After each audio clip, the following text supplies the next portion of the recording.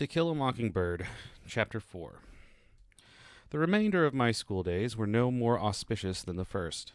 Indeed, they were an endless project that slowly evolved into a unit in which miles of construction paper and wax crayon were expended by the state of Alabama in its well-meaning but fruitless efforts to teach me group dynamics. What Jem called the Dewey Decimal System was school-wide by the end of the first year, so I had no chance to compare it with other teaching techniques. I could only look around me. Atticus and my uncle, who went to school at home, knew everything. At least, what one didn't know, the other did. Furthermore, I couldn't help noticing that my father had served for years in the state legislature, elected each time without opposition, innocent of the adjustments my teachers thought essential to the development of good citizenship. Jem, educated on a half-decimal, half-dunce cap basis, seemed to function effectively alone or in a group, but Jem was a poor example. No tutorial system devised by man could have stopped him from getting at books.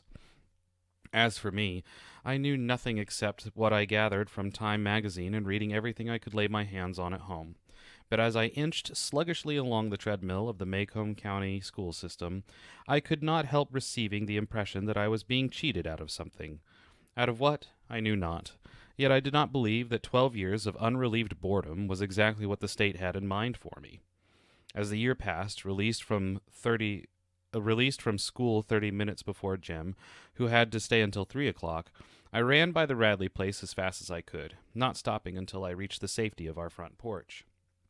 One afternoon, as I raced by, something caught my eye, and caught it in such a way that I took a deep breath, a long look around, and went back. 2 live oaks stood at the edge of the Radley lot. Their roots reached out into the side road and made it bumpy. Something about one of the trees attracted my attention. Some tinfoil was sticking in a knothole just above my eye level, winking at me in the afternoon sun. I stood on tiptoe, hastily looked around once more, reached into the hole, and withdrew 2 pieces of chewing gum, minus their outer wrappers. My first impulse was to get it into my mouth as quickly as possible, but I remembered where I was. I ran home, and on our front porch I examined my loot. The gum looked fresh. I sniffed at it, and it smelled all right. I licked it and waited for a while. When I did not die, I crammed it into my mouth. Wrigley's Double Mint. When Jem came home, he asked me where I got such a wad. I told him I found it. "Don't eat things you find, Scout." "This wasn't on the ground, it was in a tree," Jem growled. "Well, it was," I said. "It was sticking in that tree yonder, the one coming from school." "Spit it out right now." I spat it out. The tang was fading anyways. "I've been chewing it all afternoon, and I ain't dead yet, not even sick." Jem stamped his foot. "Don't you know you're not supposed to even touch the trees over there? You'll get killed if you do." "You touched the house once. That was different. You go gargle right now, you hear me?" "Ain't neither. It'll take the taste out of my mouth." "You don't, and I'll tell Calpurnia on you." Rather than risk a tangle with Calpurnia, I did as Jem told me. For some reason, my first year of school had wrought a great change in our relationship. Calpurnia's tyranny, unfairness, and meddling in my business had faded to gentle grumblings of general disapproval. On my part, I went to much trouble, sometimes, not to provoke her. Summer was on the way. Jem and I awaited it with impatience. Summer was our best season. It was sleeping on the back screened porch in cots, or trying to sleep in the tree house. Summer was everything good to eat. It was 1,000 colors in a parched landscape, but most of all, summer was dill. The authorities released us early the last day of school, and Jem and I walked home together. "Reckon old Dill'll be coming home tomorrow," I said. "Probably day after," said Jem. "Mississippi turns 'em loose a day later." As we came to the live oaks at the Radley place, I raised my finger to point for the 100th time at the knothole where I found the chewing gum, trying to make Jem believe I had found it there, and found myself pointing at another piece of tinfoil. "I see it, Scout, I see it." Jem looked around. He reached up and gingerly pocketed a tiny, shiny package. We ran home, and on the front porch we looked at a small box patchworked with bits of tinfoil collected from chewing gum wrappers. It was the kind of box wedding rings came in, purple velvet with a minute catch. Jem flicked open the tiny catch. Inside were 2 scrubbed and polished pennies, one on top of the other. Jem examined them. Indian heads, he said. 1906 and Scout. One of 'em's 1900. These are real old. 1900, I echoed. Say, hush a minute. I'm thinking. Jim, you reckon that somebody's hiding place? Naw, don't anybody much but us pass by there unless it's some grown person's. Grown folks don't have hiding places. You reckon we ought to keep 'em, Jim? I don't know what we could do, Scout. Who'd we give 'em back to? I know for a fact don't know anybody go by there. Cecil goes by the back street and all the way around the town to get home. Cecil Jacobs, who lived at the far end of our street next door to the post office, walked a total of 1 mile per school day to avoid the Radley place and old Mrs. Henry Lafayette DeBose. Mrs. DeBose lived 2 doors up the street from us. Neighborhood opinion was unanimous that Mrs. DeBose was the meanest old woman who ever lived. Jim wouldn't go by her place without Atticus beside him. Well, what you reckon we ought to do, Jim? Finders were keepers unless title was proven. Plucking an occasional camellia, getting a squirt of hot milk from Miss Maudie Atkinson's cow on a summer day, helping ourselves to someone's scuppernongs was part of our ethical culture. But money was different. Tell you what, said Jim, we'll keep 'em till school starts, then go around and ask everybody if they're theirs. There's some bus child's maybe. He was too taken up with getting out of school today and forgot 'em. These are somebody's, I know that. See how they've been slicked up? They've been saved. Yeah, but why would somebody want to put away chewing gum like that? You know it doesn't last. I don't know, Scout, but these are important to somebody. Well, how's that, Jim? Well, Indian heads, they come from the Indians. They're real strong magic. They make you have good luck. Not like fried chicken when you're not looking for it, but things like long life and good health, and passing 6 weeks tests. These are real valuable to somebody. I'm going to put 'em in my trunk. Before Jim went to his room, he looked for a long time at the Radley place. He seemed to be thinking again. 2 days later, Dill arrived in a blaze of glory. He had ridden the train by himself from Meridian to Macomb Junction. A courtesy title, Macomb Junction was in Abbott County, where he had been met by Miss Rachel in Macomb's one taxi. He had eaten dinner in the diner.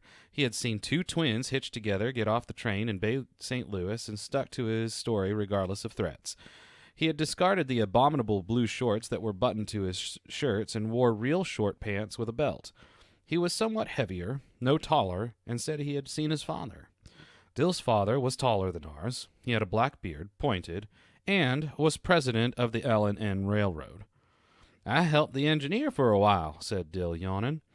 In a pig's ear you did, Dill. Hush, said Jim. What'll we play today?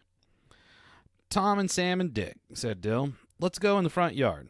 Dill wanted the Rover boys because there were 3 respectable parts. He was clearly tired of being our character man. I'm tired of those, I said. I was tired of playing Tom Rover, who suddenly lost his memory in the middle of a picture show and was out of the script until the end, when he was found in Alaska. Make us up one, Jim, I said. I'm tired of making 'em up. Our first days of freedom, and we were tired. I wondered what the summer would bring. We had strolled to the front yard, where Dill stood looking down the street at the dreary face of the Radley place. I smell death, he said. I do, I mean it, he said, when I told him to shut up. You mean when somebody's dying you can smell it? No, I mean I can smell somebody and tell if they're gonna die. An old lady taught me how. Dill leaned over and sniffed me. Jean Louise Finch, you are gonna die in 3 days. Dill, if you don't hush, I'll knock you bow-legged. I mean it now. Y'all hush, growled Jim. You act like you believe in hot steams. You act like you don't, I said. What's a hot steam? Oh, haven't you ever walked along a lonesome road at night and passed by a hot place? Jim asked Dill. A hot steam's as somebody who can't get to heaven, just wallows around on lonesome roads, and if you walk through 'em when you die, you'll be one too, and you'll go around at night sucking people's breath. How come you keep from passing through one? You can't, said Jim. Sometimes they stretch all the way across the road, but if you have to go through one, you say, Angel bright, life and death, get off the road, don't suck my breath. That keeps 'em from wrapping round yous. Don't you believe a word he says, Dill, I said. Calpurnia says that's talk.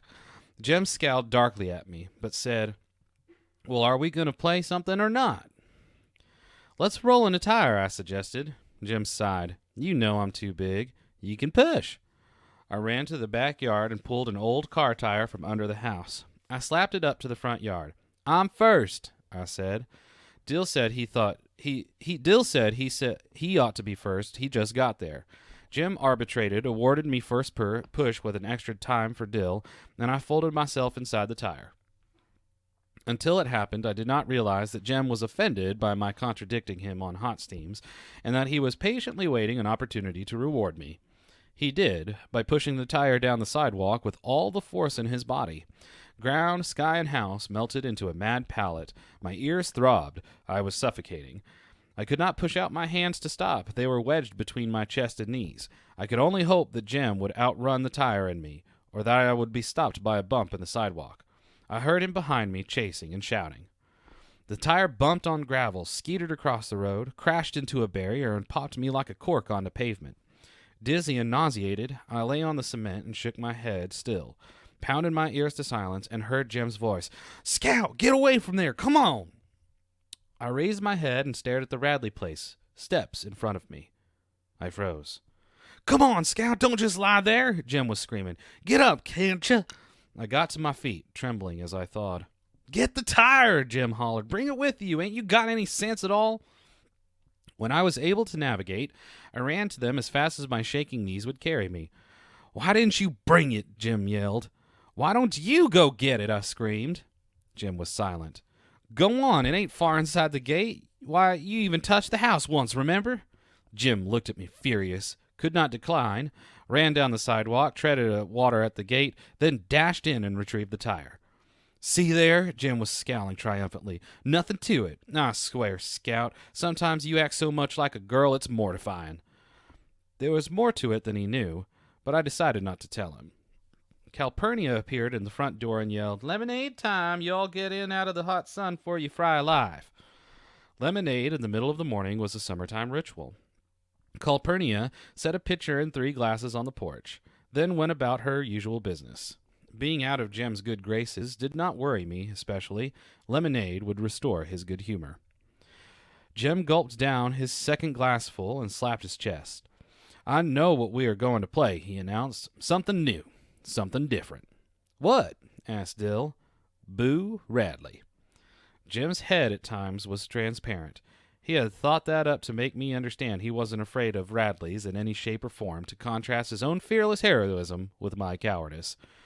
"Boo Radley? How?" asked Dill. Jem said, "Scout, you can be Mrs. Radley."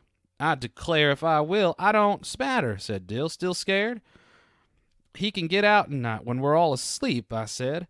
Jem hissed. "Scout, how's he gonna know what we're doing? Besides, I don't think he's still there. He died years ago, and they stuffed him up the chimney." Dill said, "Jem, you and me can play, and Scout can watch if she's scared." I was fairly sure Boo Radley was inside that house, but I couldn't prove it, and felt it best to keep my mouth shut, or I would be accused of believing in hot steams, phenomena I was immune to in the daytime. Jem parceled out our roles. I was Mrs. Radley, and all I had to do was come out and sweep the porch. Dill was old Mr. Radley. He walked up and down the sidewalk and coughed when Jem spoke to him. Jem, naturally, was Boo. He went under the front steps and shrieked and howled from time to time. As the summer progressed, so did our game. We polished and perfected it, added dialogue and plot until we had manufactured a small play upon which we rang changes every day. Dill was a villain's villain. He could get into any character part assigned him and appear tall if height was part of the devilry required. He was as good as his worst performance. His worst performance was Gothic. I reluctantly played assorted ladies who entered the script. I never thought it as much fun as Tarzan, and I played the summer with more than vague anxiety, despite Jem's assurances that Boo Radley was dead and nothing would get me, with him and Calpurnia there in the daytime and Atticus at home at night. Jem was a born hero. He was a melancholy little drama, woven from bits and scraps of gossip and neighborhood legend. Mrs. Radley had been beautiful until she married Mr. Radley and lost all her money.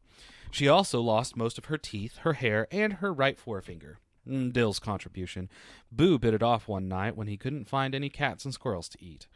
She sat in the living room and cried most of the time, while Booth slowly whittled away all the furniture in the house. The three of us were the boys who got into trouble. I was the probate judge, for a change, and Dill led Jem away and crammed him beneath the steps, poking him with the brush broom. Jem would reappear as needed in the shapes of the sheriff, assorted townsfolk, and Miss Stephanie Crawford, who had more to say about the Radleys than anybody in Macomb. When it was time to play Boo's big scene, Jim would sneak into the house, steal the scissors from the sewing machine drawer when Calpurnia's back was turned, then sit in the swing and cut up newspapers. Dill would walk by, cough at Jim, and Jim would fake a plunge into Dill's right thigh. From where I stood, it looked real. When Mr. Nathan Radley pressed us on his daily trip to town, we would stand still and silent until he was out of sight, then wonder what he would do to us if he suspected. Our activities halted when any of the neighbors appeared, and once I saw Miss Maudie Atkinson staring across the street at us, her hedge clippers poised in midair. One day, we were so busily playing Chapter 25, Book 2 of One Man's Family, we did not see Atticus standing on the sidewalk looking at us, slapping a rolled magazine against his knee. The sun said 12 noon. "What are you all playing?" he asked. "Nothing," said Jim. Jim's evasion told me our game was a secret, so I kept quiet. "What are you doing with those scissors, then? Why are you tearing up that newspaper? If it's today's, I'll tan you." "Nothing." "Nothing what?" said Atticus. "Nothing, sir." "Give me those scissors," Atticus said. "They're no things to play with. Does this by any chance have anything to do with the Radleys?" "No, sir," said Jim, reddening. "I hope it doesn't," he said shortly, and walked inside the house. "Jim!" "Shut up! He's gone in the living room. He can hear us in there." Safely in the yard, Dill asked Jim if we could play any more. "I don't know. Atticus didn't say we couldn't." "Jim," I said, "I think Atticus knows it anyways." "No, he don't. If he did, he'd say he did." I was not so sure, but Jim told me I was being a girl, that girls always imagine things. That's why other people hated them so, and if I started behaving like one, I could just go off and find someone to play with. "All right, you just keep it up then," I said. "You'll find out." Atticus's arrival was the second reason I wanted to quit the game. The first reason happened the day I rolled into the Radley front yard. Through all the head shaking, quelling of nausea, and Jim yelling, I had heard another sound, so low I could not have heard it from the sidewalk. Someone inside the house was laughing. To Kill a Mockingbird, Chapter 5. My nagging got the better of Jim eventually, as I knew it would, and to my relief, we slowed down the game for a while. He still maintained, however, that Atticus hadn't said we couldn't, therefore we could, and if Atticus ever said we couldn't, Jim had thought of a way around it. He would simply change the names of the characters, and then we couldn't be accused of playing anything. Dill was in hearty agreement with this plan of action. Dill was becoming something of a trial anyway, following Jim about. He had asked me earlier in the summer to marry him, then he promptly forgot about it. He staked me out, marked me as his property, said I was the only girl he would ever love, then he neglected me. I beat him up twice, but it did no good. He only grew closer to Jem. They spent days together in the treehouse, plotting and planning, calling me only when they needed a third party. But I kept aloof from their more foolhardy schemes for a while, and on pain of being called a girl, I spent most of the remaining twilights that summer sitting with Miss Maudie Atkinson on her front porch. Jim and I had always enjoyed the free run of Miss Maudie's yard if we kept out of her azaleas, but our contact with her was not clearly defined. Until Jem and Dill excluded me from their plans, she was only another lady in the neighborhood, but a relatively benign presence. Our tacit treaty with Miss Maudie was that we could play on her lawn, eat her scuppernongs if we didn't jump on the arbor, and explore her vast back lot. Terms so generous we seldom spoke to her, so careful were we to preserve the delicate balance of our relationship. But Jem and Dill drove me closer to her with their behavior. Miss Maudie hated her house. Time spent indoors was time wasted. She was a widow, a chameleon lady who worked in her flower beds in an old straw hat and men's coveralls. But after her 5 o'clock bath, she would reappear on the porch and reign over the street in magisterial beauty. She loved everything that grew in God's earth, even the weeds, with one exception. If she found a blade of nutgrass in her yard, it was like the Second Battle of the Marne. She swooped down upon it with a tin tub and subjected it to blast from beneath with a poisonous substance she said was so powerful it'd kill us all if we didn't stand out of the way. Why can't you just pull it up? I asked, after witnessing a prolonged campaign against a blade not 3 inches high. Pull it up, child, pull it up. She picked up the limp sprout and squeezed her thumb up its tiny stalk. Microscopic grains oozed out. While one sprig of nutgrass can ruin a whole yard. Look here, when it comes fall, this dries up and the wind blows it all over Macomb County. Miss Maudie's face likened such an occurrence unto an Old Testament pestilence. Her speech was crisp for a Macomb County inhabitant. She called us by all our names, and when she grinned, she revealed 2 minute gold prongs clipped to her eye teeth. When I admired them and hoped I would have some eventually, she said, "Well, look here." With a click of her tongue, she thrust out her bridge work, a gesture of cordiality that cemented our friendship. Miss Maudie's benevolence extended to Jim and Dill whenever they paused in their pursuits. We reaped the benefits of a talent Miss Maudie had hitherto kept hidden from us. She made the best cakes in the neighborhood. When she was admitted into our confidence, every time she baked, she made a big cake and 3 little ones, and she would call across the street, "Jim Finch, Scout Fitch, Charles Baker Harris, come here." Our promptness was always rewarded. In summertime, twilights are long and peaceful.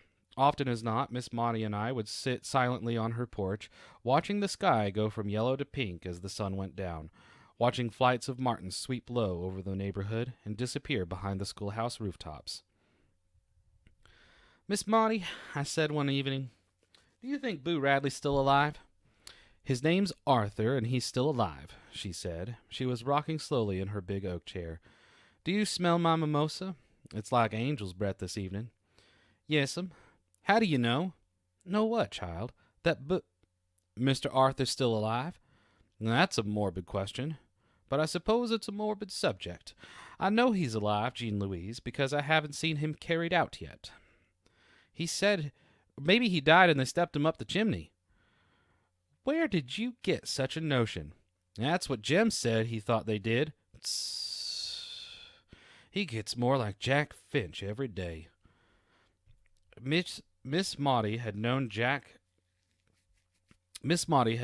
Uncle Jack Finch, Atticus's brother, since they were children.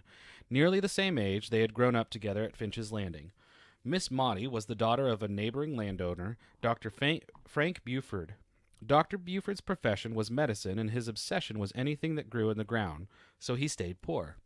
Uncle Jack Finch confined his passion for digging to his window boxes in Nashville and stayed rich. We saw Uncle Jack every Christmas, and every Christmas he yelled across the street for Miss Maudie to come marry him. Miss Maudie would yell back, "Call a little louder, Jack Finch, and they'll hear you at the post office, but I haven't heard you yet." Jim and I thought this was a strange way to ask for a lady's hand in marriage, but then Uncle Jack was a rather strange. He said he was trying to get Miss Maudie's goat, that he had been trying unsuccessfully for 40 years, that he was the last person in the world Miss Maudie would think about marrying, but the first person she thought about teasing, and the best defense to her was spirited offense, all of which we understood clearly. "Arthur Radley just stays in his house, that's all," said Miss Maudie. "Wouldn't you stay in the house if you didn't want to come out?" "Yes'm, but I want to come out. Why doesn't he?" Miss Maudie's eyes narrowed. "You know that story as well as I do."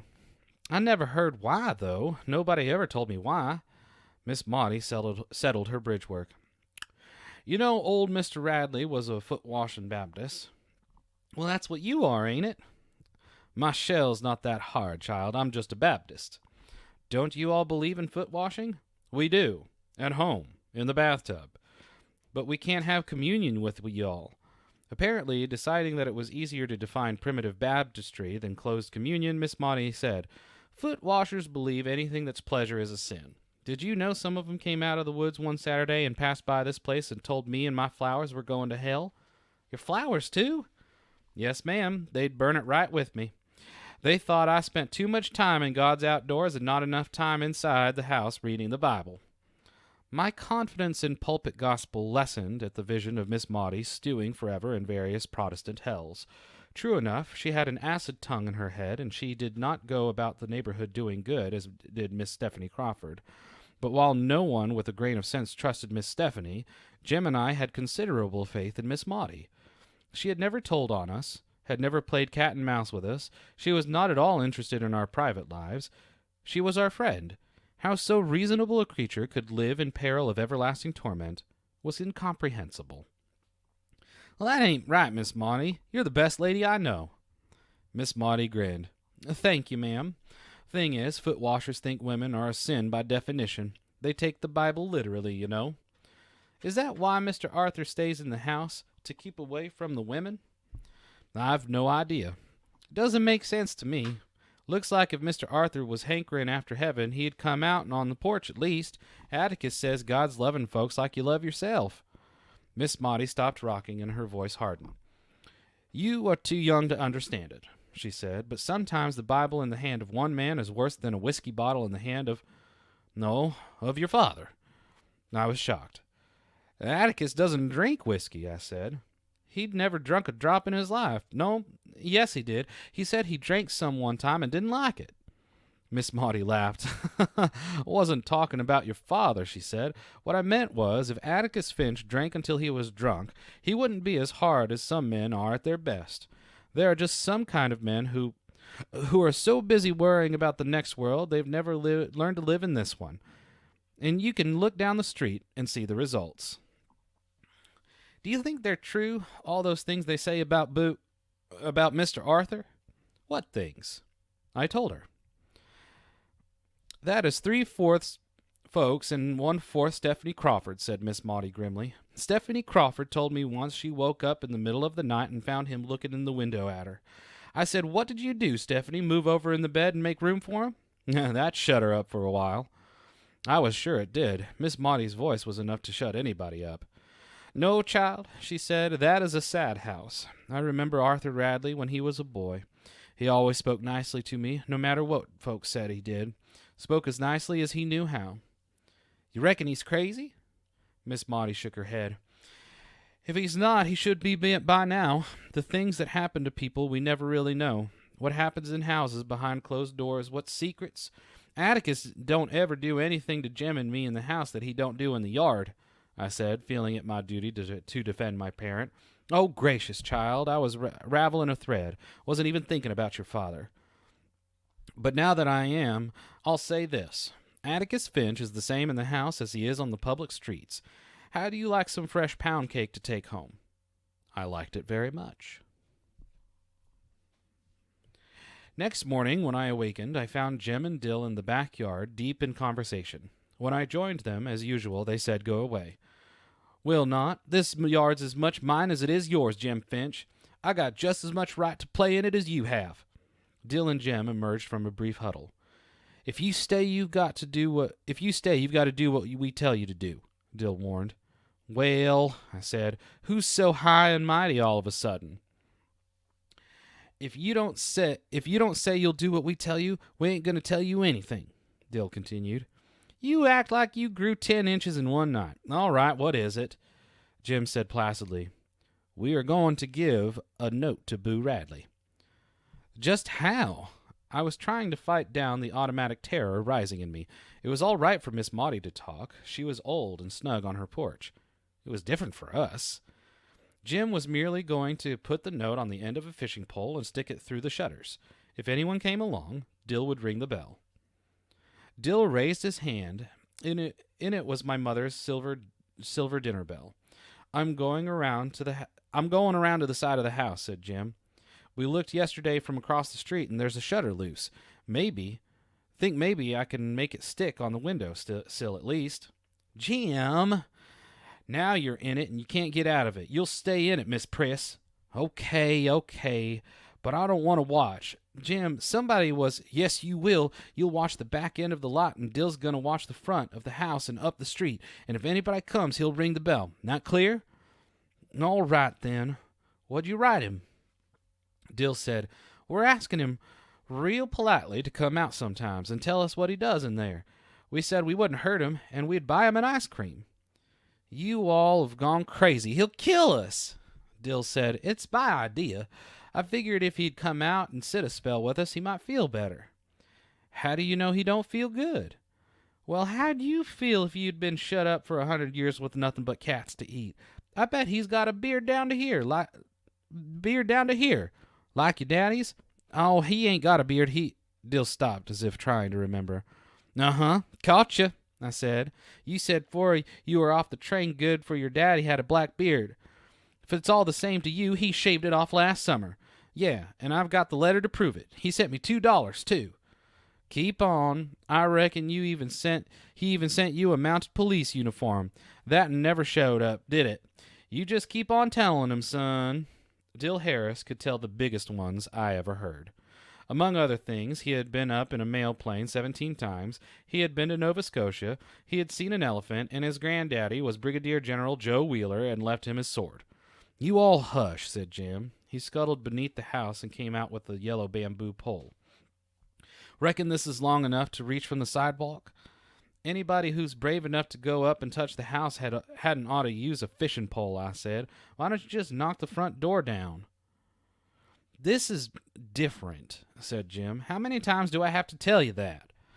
Dill took a piece of paper from his pocket and gave it to Jim. The three of us walked cautiously toward the old house. Dill remained at the light pole on the front corner of the lot, and Jim and I edged down the sidewalk parallel to the side of the house. I walked beyond Jim and stood where I could see around the curve. All right, I said. Not a soul in sight. Jim looked up the sidewalk to Dill, who nodded. Jim attached the note to the end of the fishing pole, let the pole out across the yard, and pushed it towards the window he had selected. The pole lacked several inches of being long enough, and Jill leaned over as far as he could. I watched him making jabbing motions for so long I abandoned my post and went to him. Can't get it off the pole, he muttered, or if I get it off, I can't make it stay. Go on back down the street, Scout. I returned and gazed around the curve at the empty road. Occasionally, I looked back at Jim, who was patiently trying to place the note on the windowsill. It would flutter to the ground, and Jim would jab it up until I thought if Boo Radley ever received it, he wouldn't be able to read it. I was looking down the street when the dinner bell rang. Shoulder up, I reeled around to face Boo Radley and his bloody fangs. Instead, I saw Dill ringing the bell with all his might in Atticus's face. Jim looked so awful I didn't have the heart to tell him I told him so. He trudged along, dragging the pole behind him on the sidewalk. Atticus said, Stop ringing that bell. Dill grabbed the clapper. In the silence that followed, I wished he had started ringing it again. Atticus pushed his hat to the back of his head and pushed his hands on his hips. Jim, he said, what were you doing? Nothing, sir. I don't want any of that. Tell me. We were just trying to give something to Mr. Radley. What were you trying to give him? Just a letter. Let me see it. Jim held out a filthy piece of paper. Atticus took it and tried to read it. Why do you want Mr. Radley to come out? Dill said, We thought he might enjoy us, and dried up when Atticus looked at him. Son, he said to Jim, I'm going to tell you something and tell you one time. Stop tormenting that man. That goes for the both of you, too. What Mr. Radley did was his own business. If he wanted to come out, he would. If he wanted to stay inside his own house, he had the right to stay inside, free from the attentions of inquisitive children, which was a mild term for the likes of us. How would we like it if Atticus barged in on us without knocking when we were in our rooms at night? We were, in effect, doing the same thing to Mr. Radley. What Mr. Radley did might seem peculiar to us, but it did not seem peculiar to him. Furthermore, had it never occurred to us that the civil way to communicate with another being was by the front door instead of a side window? Lastly, we were to stay away from that house until we were invited there. We were not to play an asinine game he had seen us playing or make fun of anybody on this street or in this town. Oh, we weren't making fun of him. We weren't laughing at him, said Jim. We were just... So that was what you were doing, wasn't it? Making fun of him? No, said Atticus. Putting his life's history on display for the edification of the neighborhood. Jim seemed to swell a little. I didn't say we were doing that. I didn't say it. Atticus grinned dryly. You just told me, he said. You stop this nonsense right now, every one of you. Jim gaped at him. "You want to be a lawyer, don't you?" Our father's mouth was suspiciously firm, as if he were trying to hold it in line. Jim decided there was no point in quibbling, and was silent.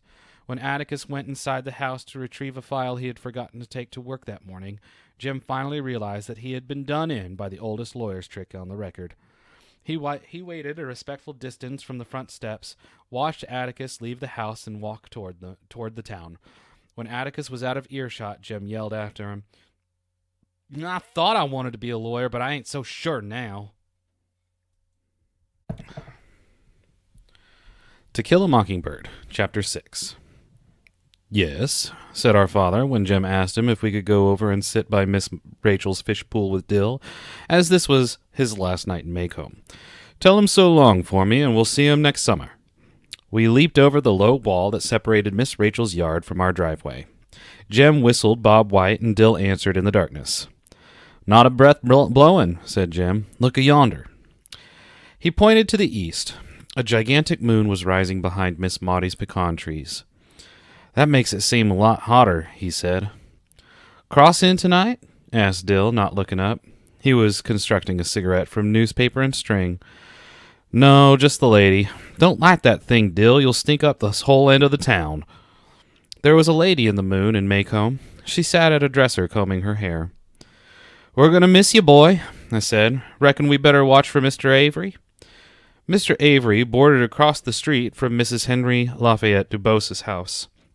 Besides making change in the collection plate every Sunday, Mr. Avery sat on the porch every night until 9 o'clock and sneezed. One evening, we were privileged to witness a performance by him which seemed to have been his positively last, for he never did it again so long as we watched. Jem and I were leaving Miss Rachel's front steps one night when Dill stopped us. "Golly, look a-yonder!" He pointed across the street. At first we saw nothing but a kudzu-covered front porch, but a closer inspection revealed an arc of water descending from the leaves and splashing in the yellow circle of the streetlight, some 10 feet from the source to earth, it seemed to us. Jem and Mr. Avery misfigured. Dill said he must drink a gallon a day, and the ensuing contest to determine relative distances and respective prowess only made me feel left out again, as I was untalented in this area. Dill stretched, yawned, and said altogether too casually, "I know what. Let's go for a walk." He sounded fishy to me. Nobody in Maycomb just went for a walk. "Well, where to, Dill?" Dill jerked his head in a southerly direction. Jem said, "Okay." And when I protested, he said sweetly, "Well, you don't have to come along, Angel May." "You don't have to go." Remember, Jem was not one to dwell on past defeats. It seemed the only message he got from Atticus was insight into the art of cross-examination. "Scout, we ain't gonna do anything. We're just going to the street light and back." We strolled silently down the sidewalk, listening to porch swings creaking with the weight of the neighborhood, listening to the soft night murmurs of the grown people on our street. Occasionally we heard Miss Stephanie Crawford laugh. "Well," said Dill. "Okay," said Jem. "Why don't you go on home, Scout?" "What are you gonna do?" Dill and Jem were simply going to peep in the window with the loose shutter to see if they could get a look at Boo Radley, and if I didn't want to go with them, I could go straight home and keep my fat flopping mouth shut. That was all. But what in the Sam Holy Hill did you wait till tonight?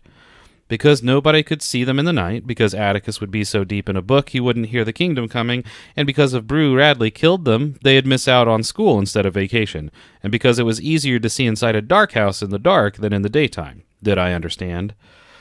"Jem, please." "Scout, I'm telling you for the last time, shut your trap or go home. I declare to the Lord you're getting more like a girl every day." With that, I had no option but to join them. We thought it was better to go under the high wire fence at the rear of the Radley lot. We stood less chance of being seen. The fence enclosed a large garden and a narrow wooden outhouse.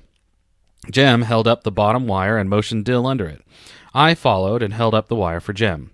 It was a tight squeeze for him. "Don't make a sound," he whispered. "Don't get in a row of collards, whatever you do. They'll wake the dead." With this thought in mind, I made perhaps 1 step per minute. I moved faster when I saw Jem far ahead beckoning in the moonlight. We came to the gate that divided the garden from the backyard. Jem touched it, and the gate squeaked.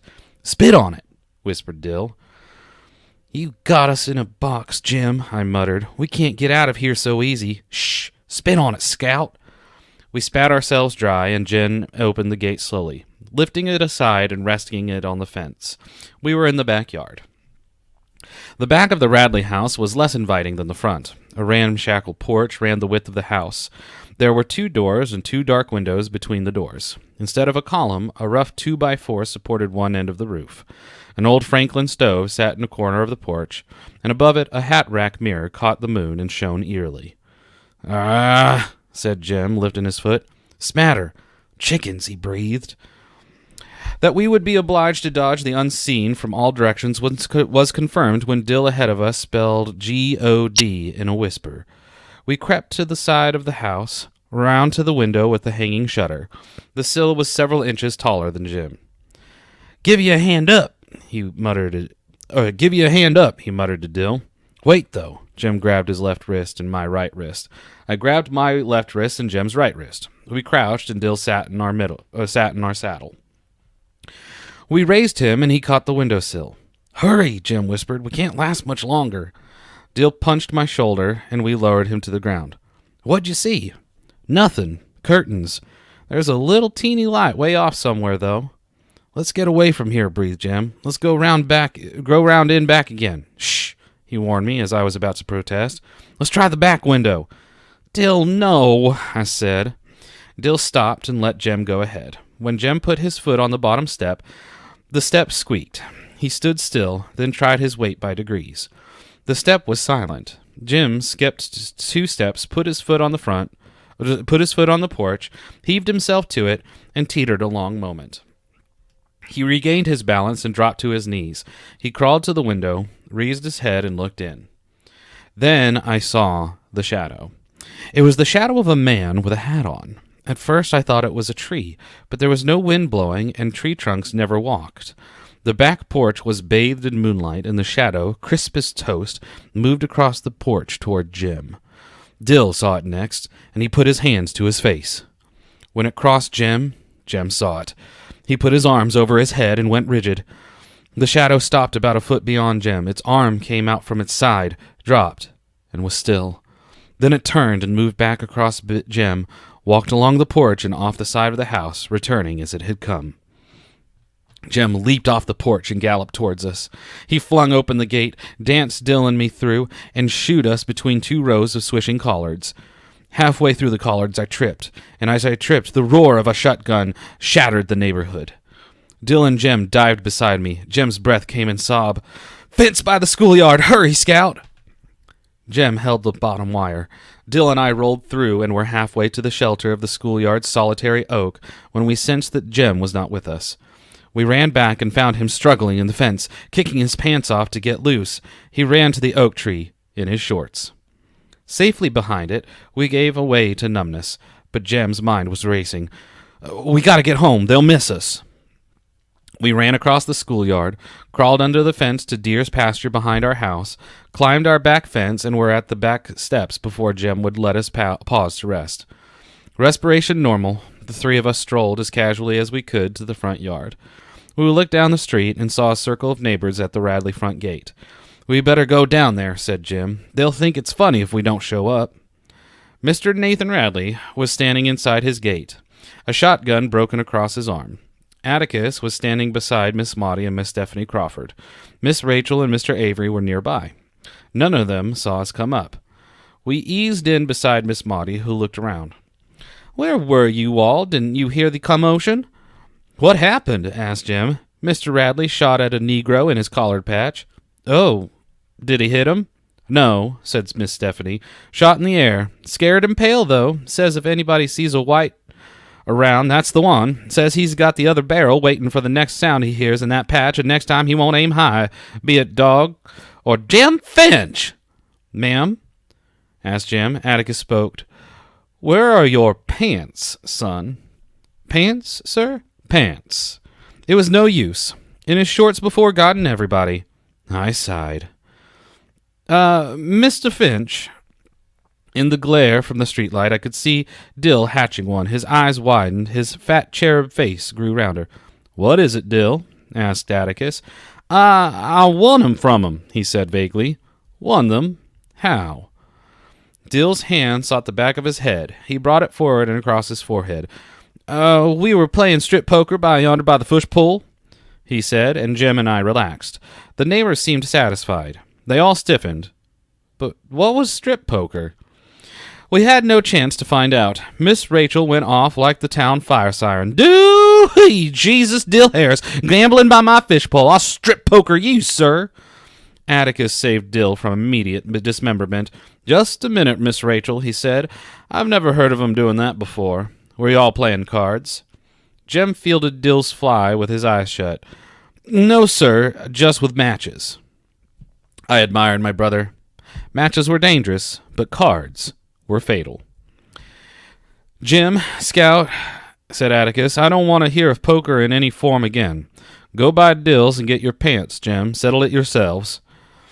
Don't worry, Dill, said Jim as we trotted up the sidewalk. She ain't going to get you. He'll talk her out of it. That was fast thinking, son. Listen, you hear?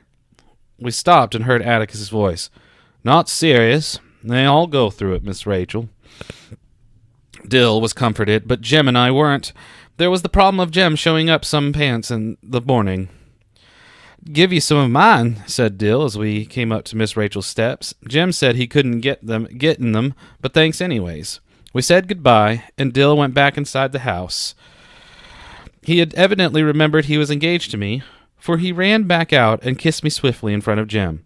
You all right, you hear? He bawled after us.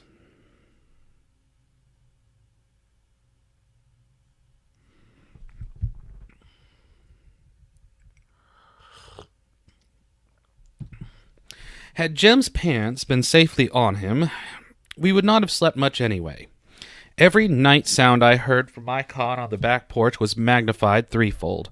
Every scratch of feet on gravel was Boo Radley seeking revenge. Every passing Negro laughing in the night was Boo Radley loose and after us.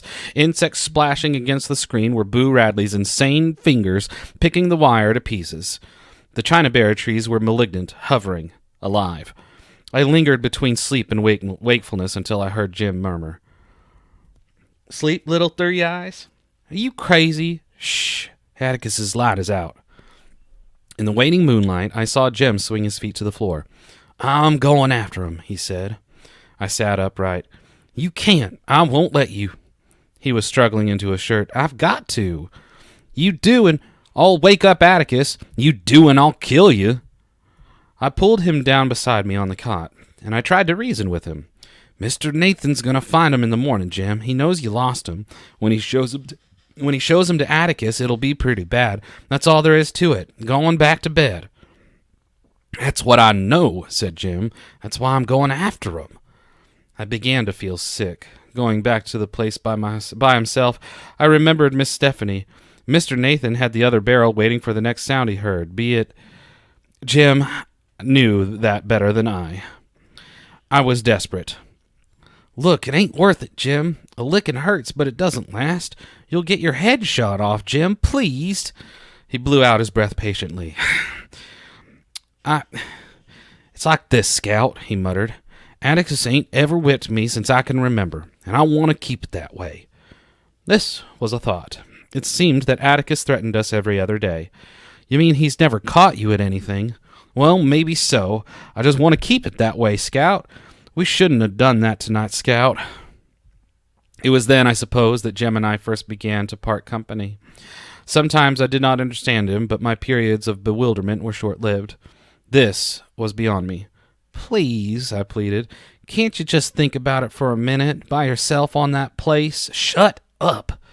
It's not like he'd never speak to you again or something. I'm going to wake him up, Jim. I swear I am. Jim grabbed my pajama collar and wrenched it tight. Then I'm going with you, I choked. No, you ain't. You'll make noise. It was no use. I unlatched the back door and held it while he crept down the steps. It must have been 2 o'clock. The moon was setting, and the latticework shadows were fading into fuzzy nothingness. Jem's white shirt tail dipped and bobbed like a small ghost dancing away to escape the coming morning. A faint breeze stirred and cooled the sweat running down my sides. He went the back way, through Deer's pasture, across the schoolyard, and around to the fence. I thought. At least that was the way he was headed. It would take longer, so it was not time to worry yet. I waited until it was time to worry and listened for Mr. Radley's shotgun. Then I thought I heard the back fence squeak. It was wishful thinking.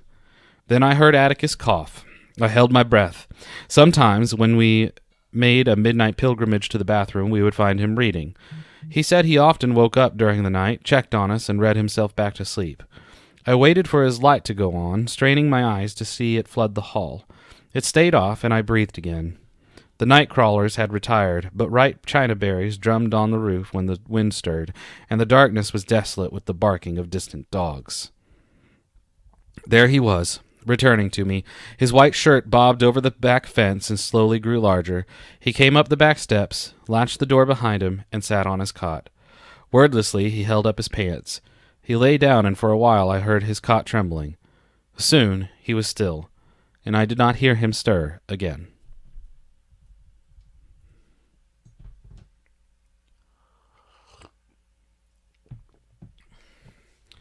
To Kill a Mockingbird, Chapter 7. Jem stayed moody and silent for a week. As Atticus had once advised me to do, I tried to climb into Jem's skin and walk around in it. If I had gone alone to the Radley place at 2 a.m, my funeral would have been held the next afternoon. So I left Jem alone and tried not to bother him. School started. The second grade was as bad as the first, only worse. They still flashed cards at you and wouldn't let you read or write. Miss Caroline's progress next door could be estimated by the frequency of laughter. However, the usual crew had flunked the first grade again and were helpful in keeping order. The only thing good about the second grade was that this year I had to stay as late as Jem, and we usually walked home together at 3 o'clock. One afternoon, when we were crossing the schoolyard toward home, Jem suddenly said, "There's something I didn't tell you." As this was his first complete sentence in several days, I encouraged him. "About what?" "About that night." "You've never told me anything about that night," I said. Jem waved my words away as if fanning gnats. He was silent for a while, then he said, "When I went back for my breeches, they were all in a tangle when I was getting out of them, and I couldn't get them loose. Well, when I went back," Jem took a deep breath, "when I went back, they were folded across the fence, like they were expecting me." "Across and something else," Jem's voice was flat. "I'll show you when we get home." They'd been sewed up, not like a lady sewed 'em, like something I'd try to do. All crooked. It's almost like somebody knew you were coming back for 'em. Jem shuddered. "Like somebody was reading my mind.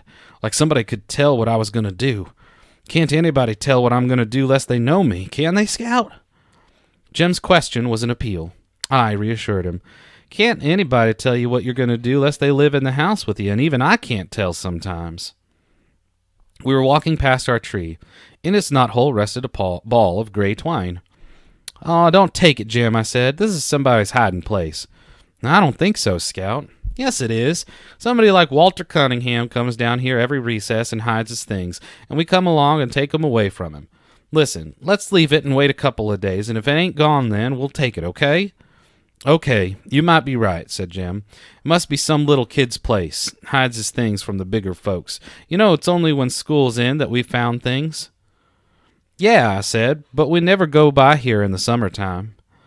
We went home, and the next morning the twine was where we had left it. When it was still there on the third day, Jem pocketed it.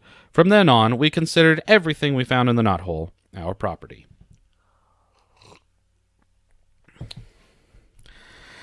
The second grade was grim, but Jem assured me that the older I got, the better school would be, that he started off the same way, and it was not until one reached the sixth grade that one learned anything of value. The sixth grade seemed to please him from the beginning. He went through a brief Egyptian period that baffled me. He tried to walk flat a great deal, sticking one arm in front of him and one in back of him, putting one foot behind the other. He declared Egyptians walked that way. I said if they did, I didn't see how they got anything done, but Jem said they accomplished more than the Americans ever did. They invented toilet paper and perpetual embalming, and asked where would we be today if they hadn't. Atticus told me to delete the adjectives, and I'd have the facts. There are no clearly defined seasons in the South Alabama. Summer drifts into autumn, and autumn is sometimes never followed by winter, but turns to a days-old spring that melts into summer again. That fall was a long one. hardly cool enough for a light jacket. Jem and I were trotting in our orbit one mild October afternoon when our knothole stopped us again. Something white was inside this time. Jim let me do the honors. I pulled out 2 small images carved in soap. One was the figure of a boy, the other wore a crude dress. Before I remembered that there was no such thing as hoodooing, I shrieked and threw them down. Jem snatched them up. "What's the matter with you?" he yelled. He rubbed the figures free of red dust. "These are good," he said. "I've never seen any of these good." He held them down to me. They were almost perfect miniatures of 2 children. The boy had on shorts, and a shock of soapy hair fell to his eyebrows. I looked up at Jem. A point of straight brown hair kicked downwards from his part. I had never noticed it before. Jem looked from the girl doll to me. The girl doll wore bangs. So did I. "These are us," he said. "Who did 'em, you reckon?" "Who do we know around here who whittles?" he asked. "Mr. Avery." "Mr. Avery just does like this. He just carves." Mr. Avery averaged a stick of stove wood per week. He honed it down to a toothpick and chewed it. "There's old Miss Stephanie Crawford's sweetheart," I said. "He carves all right, but he lives down the country. When would he ever pay any attention to us? Maybe he sits on the porch and looks at us instead of Miss Stephanie. If I was him, I would." Jim stared at me so long I asked what was the matter, but got nothing. Scout, for an answer. When we went home, Jim put the dolls in his trunk. Less than 2 weeks later, we found a whole package of chewing gum, which we enjoyed, the fact that everything on the Radley place was poison having slipped Jem's memory. The following week was the knothole yielded a tarnished medal. Jem showed it to Atticus, who said it was a spelling medal, that before we were born, the Macomb County schools had spelling contests and awarded medals to the winners. Atticus said someone must have lost it, and had we asked around. Jem camel-kicked me when I tried to say where we had found it. Jem asked Atticus if he remembered anybody who ever won one, and Atticus said no. Our biggest prize appeared 4 days later. It was a pocket watch that wouldn't run on a chain with an aluminum knife. "You reckon it's white gold, Jim?" "I don't know. I'll ask Atticus." Atticus said it would probably be worth $10, knife, chain, and all, if it were new. "Did you swap it with somebody at school?" he asked. "Oh, no, sir." Jim pulled out his grandfather's watch that Atticus let him carry once a week, if Jim were careful with it. On the days he carried the watch, Jim walked on eggs. "Atticus, if it's all right with you, I'd rather have this one instead. Maybe I can fix it." When the new wore off his grandfather's watch and carrying it became a day's burdensome task, Jem no longer felt the necessity of ascertaining the hour every 5 minutes. He did a fair job, only 1 spring and 2 tiny pieces left over, but the watch would not run. "No," he sighed, "it'll never go." "Scout, huh? You reckon we ought to write a letter to whoever's leaving us those things?" "That'd be right nice, Jim. We can thank 'em." "What's wrong?" Jim was holding his ears, shaking his head from side to side. "I don't get it. I just don't get it. I don't know why, Scout." He looked toward the living room. "I've got a good mind to tell Atticus." "No, I reckon not." "I'll tell him for you." "No, don't do that, Scout." "Scout?" "What?" He had been on the verge of telling me something all evening. His face would brighten, and he would lean toward me, when he would change his mind. He changed it again. "Oh, nothing." "Here, let's write a letter." I pushed a tablet and pencil under his nose. "Okay, dear Mister." "How do you know it's a man?" "I bet it's Miss Maudie. Been betting that for a long time."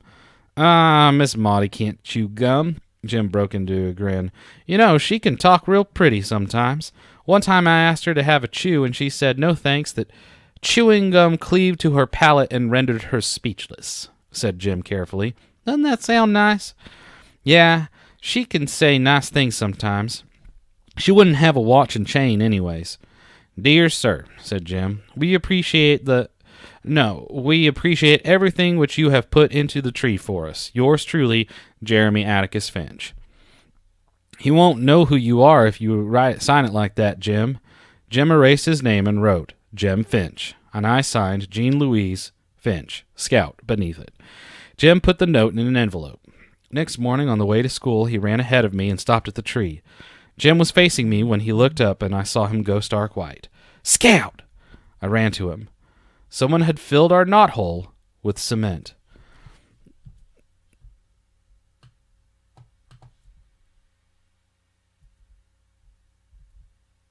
"Don't you cry now, Scout. Don't you cry now. Don't worry," he muttered at me all the way to school. When we went home for dinner, Jem bolted his food, ran to the porch, and stood on the steps. I followed him. "Hasn't passed by yet," he said. Next day, Jem repeated his vigil and was rewarded. "Howdy do, Mr. Nathan," he said. "Morning, Jem, Scout," said Mr. Radley as he went by. "Mr. Radley," said Jem. Mr. Radley turned around. "Mr. Radley, did you put cement in that hole in that tree down yonder?" "Yes," he said. "I filled it up." "Why'd you do that, sir?" "Trees dying. You plug 'em with cement when they're sick. You ought to know that, Jem." Jem said nothing more about it until late afternoon. When we passed our tree, he gave it a meditative pat on its cement, and remained deep in thought. He seemed to be working himself into a bad humor, so I kept my distance. As usual, we met Atticus coming home from work that evening. When we were at our steps, Jem said, "Atticus, look down yonder at that tree, please, sir." "What tree, son?" "The one on the corner of the Radley lot coming from school." "Yes." "Is that tree dying?" "Why, no, son, I don't think so. Look at the leaves. They're all green and full. No brown patches anywhere. And ain't even sick? That tree's as healthy as you are, Jem. Why?" "Mr. Radley said it was dying." "Well, maybe it is. I'm sure Mr. Radley knows more about his trees than we do." Atticus left us on the porch. Jem leaned on a pillar, rubbing his shoulders against it. "Do you itch, Jem?" I asked as politely as I could. He did not answer. "Come on in, Jem," I said. After a while. He stood there until nightfall, and I waited for him. When we went in the house, I saw he had been crying. His face was dirty in the right places, but I thought it odd that I had not heard him.